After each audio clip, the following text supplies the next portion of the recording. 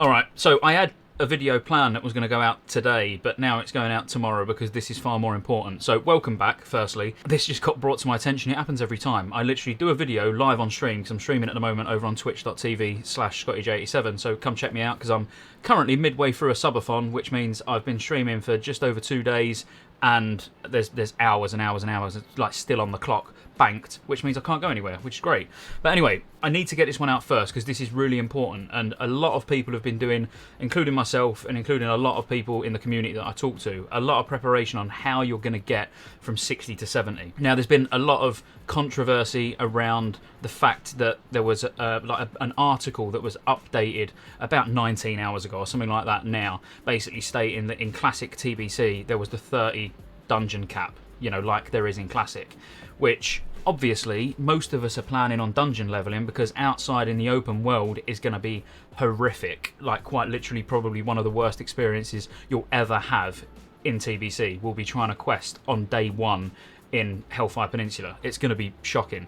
So when they announced that the 30-day cap was in place, obviously a lot of people were deflated, more deflated than all of us feral DPS at the moment, with the fact that our energy is still broke. I'm not going to talk about that too much, but I will touch on it shortly. So they've actually now removed the daily limit completely. So they've said, you know, that it was a setting that they chose with great care last year, as we measured that it would be an impact on an extremely low number of legitimate accounts. So obviously it was in the effort to sort of reduce exploitive behaviour, or, you know, botting, whatever you want to call it.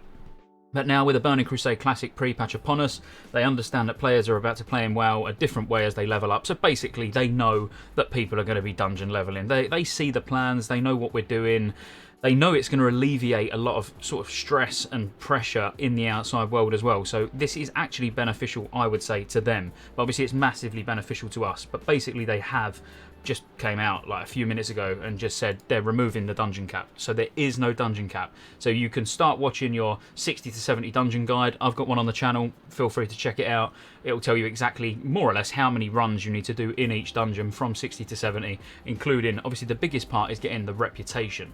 It's not all about just getting from 60 to 70. It's about, at 70, you're honoured with pretty much all of the reputations. So you can then just start getting, you know, working on getting to revered. You get your keys. You can start doing your heroic trials. You can do, you know, start doing whatever you want. But reputation is as important on your way to 70 as just the XP is. So this is good news, and it's good news for me personally, because I planned on dungeon leveling, and when we found out earlier today that there was a 30 instance cap, we started panicking and thinking, well, what are we going to do now? We've been planning to do instances all along. We'll have to just like look back at, you know, what ones give the most XP, what ones can we skip, where do we want to go and quest in between, like cooldowns of dungeons or whatnot. You know, we don't need to worry about that now, and nor do you. So that's the biggest bit of news, I would say. The next couple of bits of news you probably won't be interested in, because the dungeon cap affects everyone, and it don't just affect everyone when it comes to dungeons leveling. Like, don't just think, oh well, now we can get to 70 easier. It's not that. It'll also affect things like farms, like instance farms, you know, being able to go and mine in mana tombs and stuff like that. We know that then does open the floodgates to bots, but hopefully, you know, that's down to Blizzard to solve. They need to solve the bots. Us who are willing to actually play the game ourselves and farm in dungeons, we shouldn't really be penalised because, you know, they can't actually ban people or get anti-cheat software or whatever they need to do, you know. But we always get shafted for it. But at least this time, we're not. So we're not getting shafted this time when it comes to getting to 60 to 70, and maybe for a week until all the bots take over, and then they probably put a cap on it again. But that's the first bit of news. Second bit of news. So you know the PvP system, obviously the rating requirement was on Season 1 gear. And you started at 0 rating, you know, and then the shoulders, I think, were the most expensive part, like 2.2k. They've lowered the rating, and they've also adjusted the amount of like arena points you actually get based on your bracket, you know, where you actually sit. So we can have a look at that as well now, if I have the right tab open. So they've continued to test, you know, rated arenas in the beta, and they agree from a lot of feedback that the rating requirement on arena gear, which caused, you know, us to take a closer look, basically re-evaluate their initial decisions, which was pretty bad.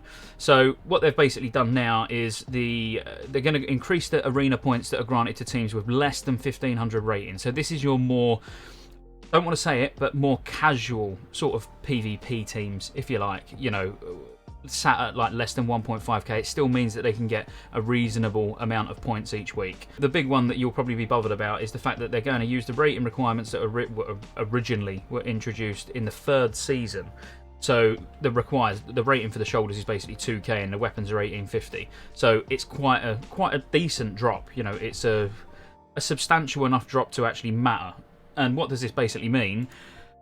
It's not gonna make PvP easy for casuals by no stretch of the imagination. You know, I'm not saying that whatsoever, because even getting to 1850 is going to be tough. You're going to have a very big pool of players that have been doing this on private servers for years.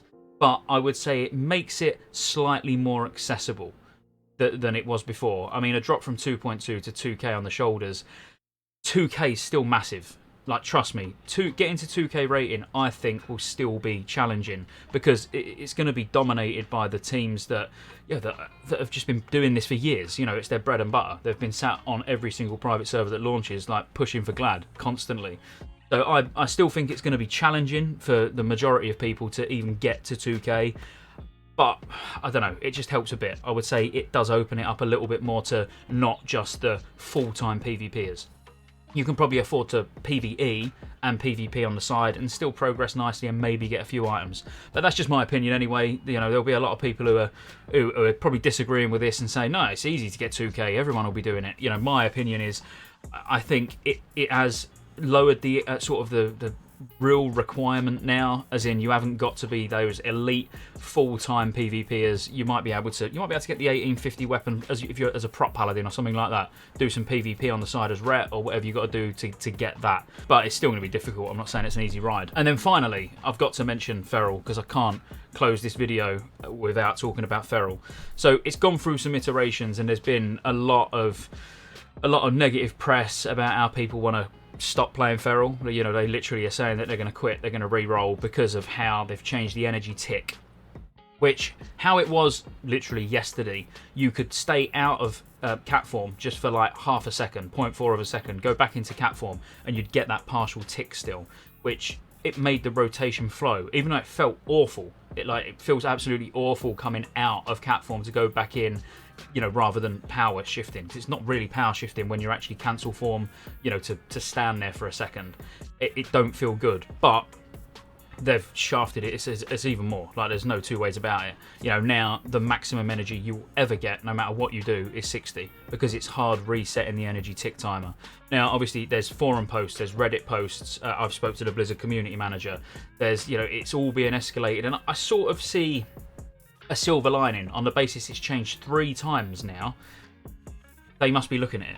You know, if it's changed 3 times, they might genuinely be trying to fix it, but we're just not getting that communication. So stay hopeful. Don't start re-rolling and boosting hunters and warlocks quite yet. You know, hang in there. We've still, pre-patch doesn't matter. We're like, for any feral DPS out there, you don't care about pre-patch. It's just, you know, it's time to start farming some rank 14 gear or rank 13 gear. You know, we need it fixed by launch. That's when it's going to matter. That's when maybe, you know, save your character boost till like a week before launch. So Blizzard have got about a week to sort it out, let's say. But as I say, I'm hopeful that it's going to go through changes, and, you know, I hope you stick with druids because, well, they're the best class, aren't they? Even if they are sort of nerfed down to the ground, we'll still find a way to still beat rogues and warriors. It's got to be done. But look, I hope you found this useful. If you didn't know any of this, and yeah, make sure you come check me out over on Twitch, because I'll still probably be streaming by the time you've seen this. So peace out. Once again, massive shout out to all you guys up there that have joined the channel as a member. So that's as a supporter or a legendary supporter. Every single one of you, really, really appreciate it. It just keeps helping the channel grow, helps keeping me sat in this chair pumping out TBC content that hopefully you want to see. Come check me out over on twitch.tv/Scottejaye87, where I stream most nights, pretty much every night while the beta's out anyway. And then I'm probably going to be just doing 4 nights a week, which is still quite a lot. But again, massive thank you guys, all of you, even the subscribers. If you haven't subscribed already, make sure you subscribe. Everything helps this channel keep growing from now until TBC and beyond. See you on the next one.